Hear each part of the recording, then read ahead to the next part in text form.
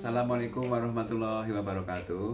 Teman-teman Rumah Eko Kreasi, pada kesempatan kali ini kita berdua akan membicarakan tentang bahayanya tidur setelah makan sahur. Tapi sebelumnya jangan lupa ya subscribe, like, share, and comment di Rumah Eko Kreasi. Oke, teman-teman, setelah beberapa hari ini kita menjalani ibadah puasa. Udah berapa hari, Pak? 8 hari ya? Iya. Kita mulai Minggu, Senin, Selasa, Rabu, Kamis, Jumat, Sabtu, Minggu. Senin Berarti 9 hari. 9 hari, taruhnya 10 hari. Masih ada 21. Masih ada beberapa hari lagi. Fenomena yang terjadi itu adalah ketika orang-orang habis makan sahur itu terus tidur. Biasanya langsung tidur karena memang mungkin karena bangunnya setengah 3 atau jam 3 yang tidak terbiasa memang sangat ngantuk sekali ya. Tapi ternyata tidur setelah makan sahur itu tidak baik bagi kesehatan. Pada kali ini kita akan membahas bahayanya seperti apa. Tolong jangan di skip ya, tonton sampai selesai karena ini penting sekali. Ya, menanggapi hal ini gimana? Bahayanya ketika seorang tidur setelah makan sahur. Ya. Bahayanya itu ya bagi kesehatan itu yang pertama itu lemak akan menimbun. Kenapa akan menimbun? Makanan ya yang seharusnya menjadi energi, ya, tetapi karena tidak digunakan sebagai tenaga ya, karena dia tidur lagi, maka akan tertimbun di dalam tubuh. Apalagi dalam jangka waktu 30 hari. 30 hari dia habis sahur, tidur, habis sahur, tidur.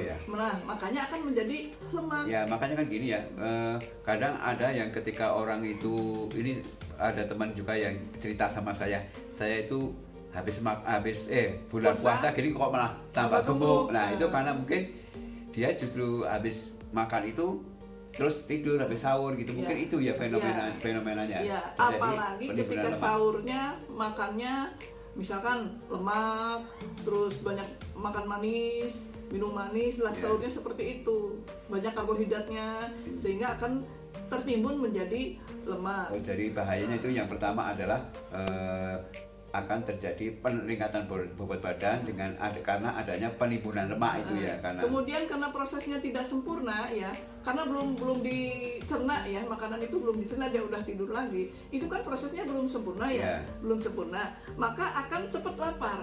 Karena makanan kan belum diserap diserap oleh usus, maka akan cepat lapar. Justru kalau orang tidur habis makan sahur itu malah cepat lapar. Nah, jadi ketika dia buka puasa itu nanti dia akan makan banyak. Nah, hal tersebut bisa menyebabkan tertimbunnya lemak. Itu yang ke-1. Kemudian yang kedua itu meningkatnya asam lambung. Mekanismenya gimana itu kok meningkatkan asam lambung? Pada kondisi ini ya, sistem pencernaan itu kan tidak mencerna makanan dengan baik. Harusnya kan makanan itu dicerna dengan baik, tapi itu tidak dicerna dengan baik. Jadi merangsang asam lambung meningkatkan asam lambung. Oh ya, sebenarnya asam lambung itu untuk mencerna makanan karena makanannya tidak pada posisinya, tidak pada di posisi di perutnya, maka akan kandungan asam dalam lambung itu tinggi ya, perih, dengan perih ya. Karena makanannya bukan di posisi lambung, karena posisinya agak ke lubuk dada gitu ya. Kemudian gini, ketika habis sahur misalkan tidur lagi ya, maka gaya gravitasi itu akan melonggarkan klep lambung sehingga makanan itu akan mudah kembali ke kerongkongan. Iya, jadi posisinya bukan di lambung atau di perut, tapi agak mendesak ke dada. Sehingga proses pencernaannya tidak sempurna, sehingga asam lambungnya meningkat di situ logikanya. Kemudian yang ketiga adanya penyakit GERD. GERD itu gastroesophageal reflux disease.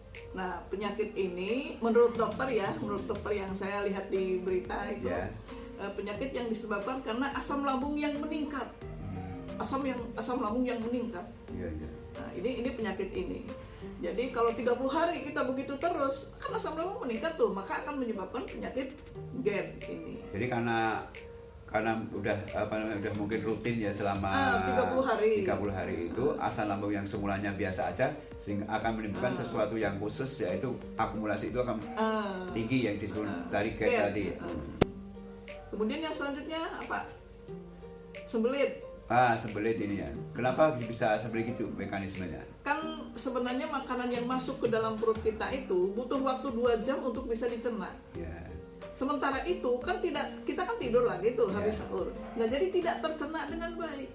Akan numpuk di perut itu. Akan numpuk, siap makan, kita tidur lagi numpuk di perut, sehingga akan menghambat proses pencernaan, proses defekasi, jadi sembelit, jadi susah buang air. Iya. Gitu, karena tersumbat di sini di perut.